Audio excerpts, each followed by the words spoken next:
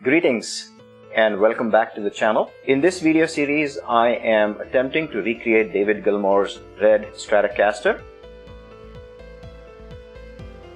In the last video, I relicked the pickguard assembly and tried to copy the wear and tear and the blemishes on the different components on this pickguard.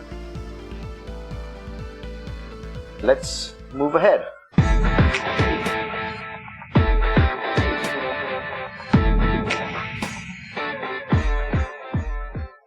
Okay, let's talk about some specs of Gilmour's red Strat. The guitar body is made from alder wood, so I have a alder body blank here. Neck is a single piece hardwood maple, and single piece means it doesn't have a separate fretboard. The frets are cut into this piece of neck blank itself. The bridge is a vintage American tremolo system.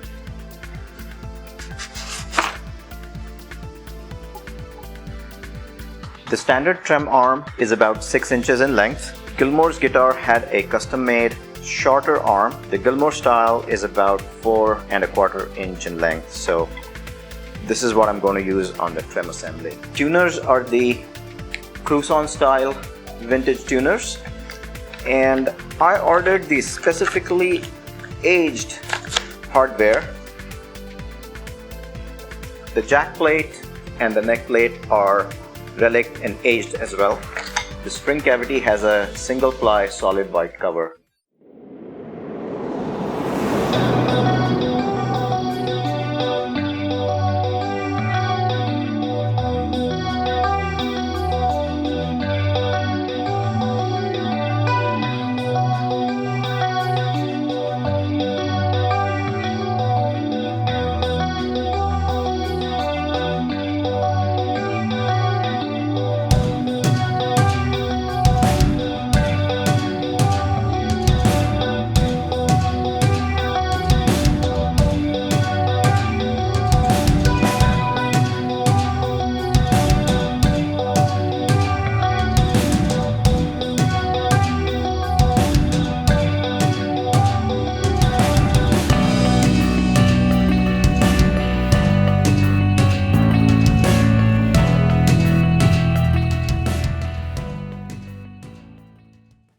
The guitar body is now carved.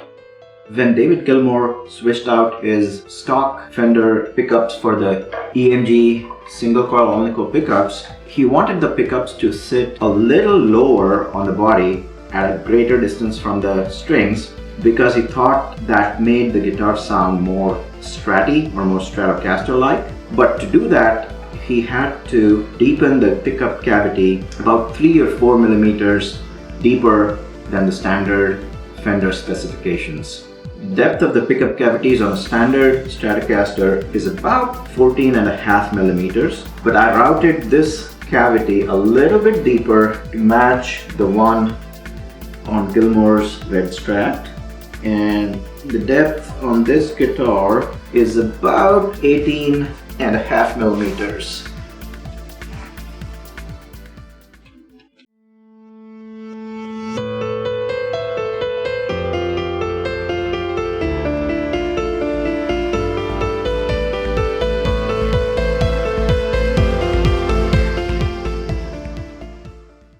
So I'm done with spraying the color on the body. I have also sprayed one coat of clear lacquer just to give a little bit of protection to the color before I start relicking the guitar body.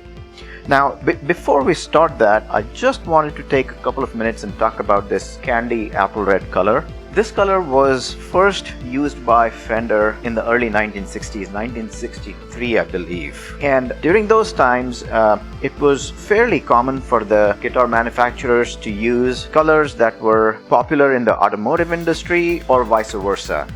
Now, the candy apple red was not a standard auto color, but in 1966, Ford started using the same candy apple red color for their Mustangs and their Thunderbirds, and this color became quite popular during that time. This company, Duplicolor, makes original automotive colors in spray cans, and this is their Ford candy apple red match, perfect match, and this is what I used on the guitar. It's an acrylic lacquer, so it's a nitro-cellulose based product, and therefore I can use a nitro lacquer on top of this, and hopefully things should be fine. Alright, let's move on. The next step is to relic the guitar so that it mimics Gilmour's red Strat. Alright, on to the fun stuff. We are now going to relic the body and try to mimic the wear and tear on Gilmour's red Strat. I printed out a few pictures of his guitar showing where there's a significant amount of wear and tear.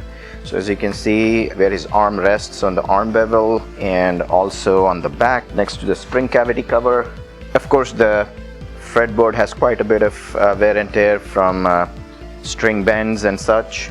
That's what we're going to try and replicate in this part. You don't need a whole lot of tools for that. You need an arts and crafts knife, an X-Acto knife with a sharp blade, and a sandpaper, a higher grit one, perhaps a 400 grit sandpaper.